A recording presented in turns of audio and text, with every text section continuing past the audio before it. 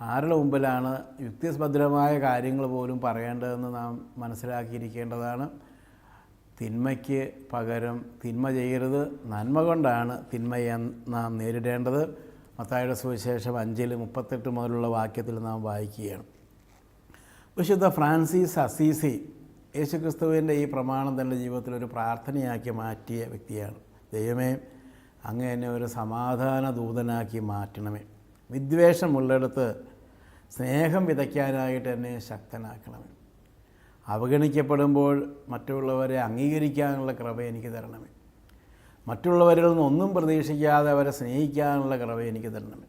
ഇപ്പോൾ വിശുദ്ധ ഫ്രാൻസിസ് നന്മയെ നൽകി തിന്മയെ അതിജീവിക്കാനായിട്ട് ശ്രമിച്ച വ്യക്തിയാണ്. അദ്ദേഹം അതുകൊണ്ട് എന്നെ സമാധാന ദൂതനാക്കണമേ എന്ന് പോലും പ്രാർത്ഥിക്കുന്നുണ്ട്. സ്നേഹം കൊണ്ട് മാത്രമേ വിദ്വേഷം ഇല്ലാതാക്കാനായി സാധിക്കൂ എന്നുള്ളത് ശ്രീബുദ്ധൻ്റെ ഒരു പ്രസ്താവനയാണ്. ഈ കാര്യം മഹാത്മാക്കളിൽ നിന്ന് നമുക്ക് പഠിക്കാനായിട്ട് പറ്റും. അവഗണിക്കപ്പെടുന്നു എന്നുള്ളതാണ് പലർക്കും ദേഷ്യം ഉണ്ടാകാനുള്ളൊരു കാരണം. അതുകൊണ്ട് അവഗണിക്കപ്പെടുമ്പോൾ ആനന്ദിക്കാനായിട്ട് നമ്മുടെ മനസ്സിനെ രൂപപ്പെടുത്തിയെടുക്കുന്നത് നല്ലതാണ്. അവഗണിക്കപ്പെടുമ്പോൾ ആനന്ദിക്കാൻ കഴിവുള്ളൊരു മനസ്സ് രൂപപ്പെടുത്തിയെടുക്കുക. ഇന്നല്ലെങ്കിൽ നാളെ നമ്മുടെ പ്രൊഫഷണൽ രംഗത്ത് ആരോഗ്യ കാര്യങ്ങളിൽ നാം ചെയ്യുന്ന മറ്റ് ചില മേഖലകളുമായി ബന്ധപ്പെട്ട് അവഗണിക്കപ്പെടാനുള്ള സാധ്യതയുണ്ട്. ചെറുപ്പത്തിൽ ഉദ്യോഗമുണ്ടായിരുന്നപ്പോൾ, സ്ഥാനമുണ്ടായിരുന്നപ്പോൾ നമ്മളെ കാണുന്നത് പോലെയല്ല പിന്നീട് ആ സ്ഥാനത്തിൽ നിന്ന് വിട്ടു വന്നു കഴിയുമ്പോൾ ആൾക്കാർ നമ്മെ കാണുക. അതുപോലെ മറ്റാളുകൾക്ക് സമ്പത്ത് കൊണ്ട് സഹായിക്കാൻ പറ്റിയിരുന്ന ഒരു കാലഘട്ടത്തിൽ എന്നതുപോലെ ആയിരിക്കില്ല നമുക്ക് സഹായിക്കാൻ പറ്റാത്തൊരു കാലഘട്ടം വരുമ്പോൾ ആൾക്കാർ നമ്മെ കാണുക. സമൂഹം നമ്മളെ അംഗീകരിക്കുന്ന ഒരു കാലഘട്ടമുണ്ടാകാം, സമൂഹം നമ്മളെ അവഗണിച്ചു എന്ന് നമുക്ക് തോന്നുന്നൊരു കാലഘട്ടമുണ്ടാകും. അവഗണിക്കപ്പെടുമ്പോൾ ആനന്ദിക്കാൻ പഠിക്കുക.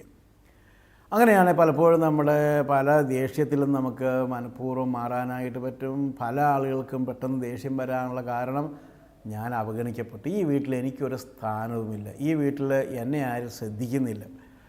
അതാണ് പലപ്പോഴും നമുക്ക് ദേഷ്യത്തിന് കാരണമായി മാറും. ചിലപ്പോൾ ദേഷ്യം വരുമ്പോൾ നാം തന്നെ പറഞ്ഞു തരിക്കുമോ, എന്നെ ആർക്കും വേണ്ട, ഈ വീട്ടിലെ അമ്മയ്ക്ക് വേണ്ടത് അനിയനെയാണ്, ചേട്ടനെയാണ്, എന്നെ വേണ്ട.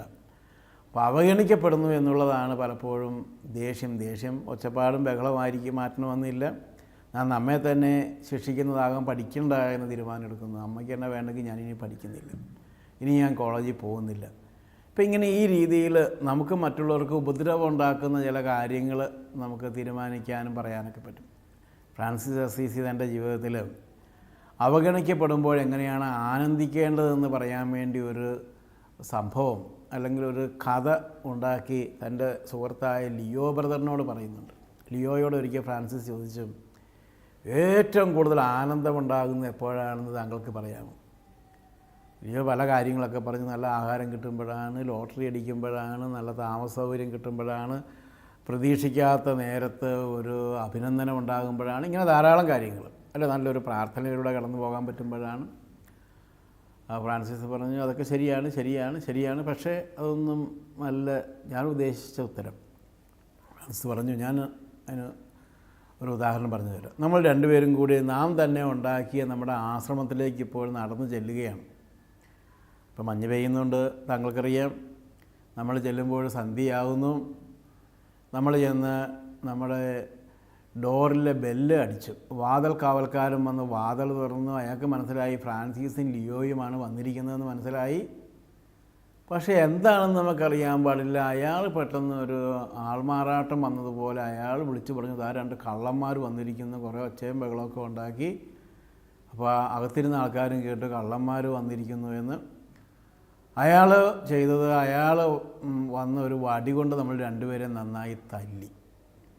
ഐസ് കൂട്ടിയിടുന്ന പാത്രത്തിലേക്ക്, ആ ടാങ്കിലേക്ക് അയാൾ നമ്മൾ രണ്ടുപേരെയും തള്ളിയിട്ടു. നമ്മളങ്ങനെ നമുക്ക് അവകാശപ്പെട്ട വീട്ടിൽ രാത്രി മുഴുവനും പുറത്ത് തണുപ്പത്ത് കിടക്കുകയാണ്. പരിപൂർണമായ അവഗണന നമുക്ക് അവകാശപ്പെട്ട സ്ഥലത്ത് കിട്ടിയിരിക്കുകയാണ്. എന്നിട്ട് ഫ്രാൻസിസ് പറഞ്ഞു, ഈ അവഗണനയിൽ ആനന്ദിക്കാൻ പറ്റുന്ന ഒരു മനസ്സ് നമുക്കുണ്ടായാൽ നാം പരമ ആനന്ദത്തിലാണെന്ന് പറഞ്ഞു.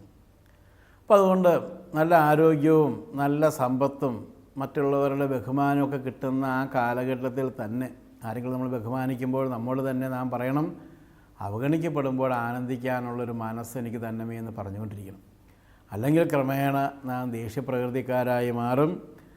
ഏതെങ്കിലും ഒരു ചെറിയ അവഗണന പോലും നമ്മുടെ ഉള്ളിൻ്റെ ഉള്ളിൽ ദേഷ്യമുണ്ടാക്കും. അതാകെ ബുദ്ധിമുട്ടും പ്രയാസവുമായി മാറും.